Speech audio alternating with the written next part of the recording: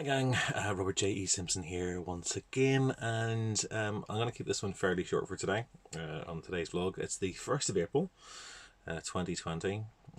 The lockdown now has been continuing for goodness knows how long, and goodness knows how long it's going to be until we all get to walk about the streets again, carry on our regular lives, interact with family, friends in a proper physical space. I think this is something that's obviously playing on a lot of people's minds at the moment, and there's a couple of things that have kind of come up over the last couple of days that have stuck with me.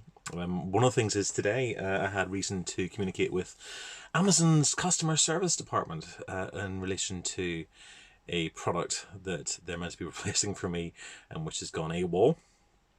But I come to the end of basically the conversation I had with my support worker, and then the Amazon member of staff turned around and happened to ask me how the UK was dealing with the COVID crisis, which was such a random thing to be asked by somebody who's essentially working in a call centre. And this is via text exchange, and I just said, look, I can't speak for the whole of the UK, but for most of us, it's a little bit strange. Some of us are very, very scared. It's very weird times.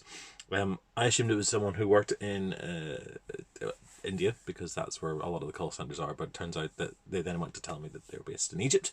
They could actually see the pyramids from where their house was, and apparently they're on lockdown every evening from 7 o'clock. It's such a very small insight into how life is somewhere else, but I was struck by sort of the universality of everything. The fact that out of everything else, out of dealing with a product and trying to resolve an issue, the conversation went somewhere where, I mean, I've dealt with a lot of customer service people, and they very seldom get personal.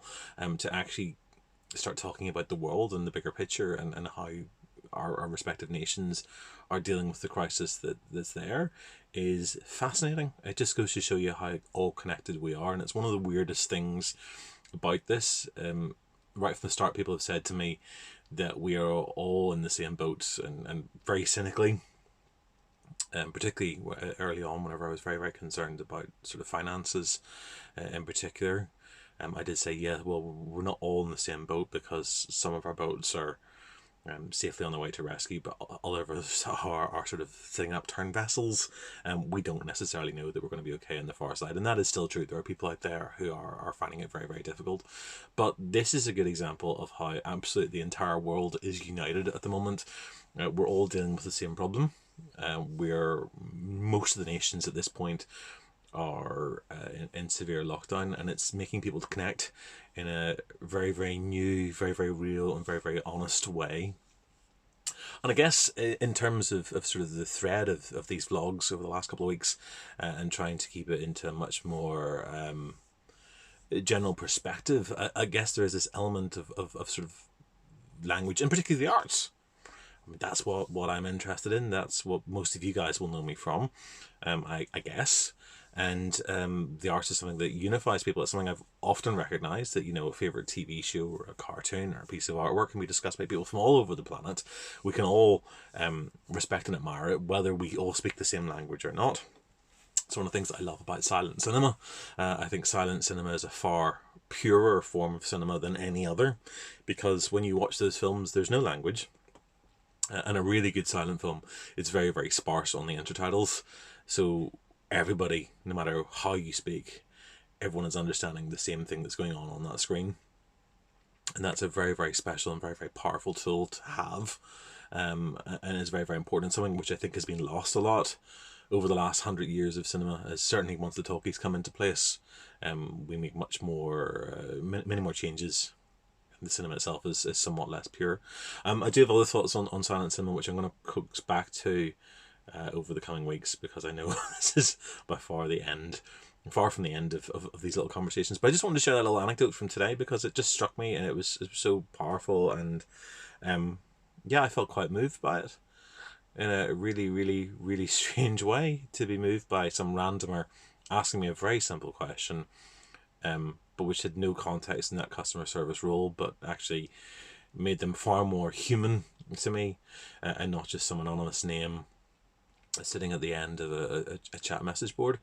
And what's weird as well is that that conversation had been passed off between a couple of different service operators, and it was the second of the two that actually ended up engaging with me in any kind of meaningful way. So just for a second, you felt connected to somebody who you didn't know. Strange times we live in, indeed. That's me for now. I am going to post some. I'm going to do some live videos. If you're watching this on the 1st, I'm going to do a live video tonight via Instagram, which I'll try and cross post onto the Facebook page so you can actually interact with me as it's happening. If there's not much take onto that, it'll be a very, very quick thing. But if there is, I'll do it in much more depth.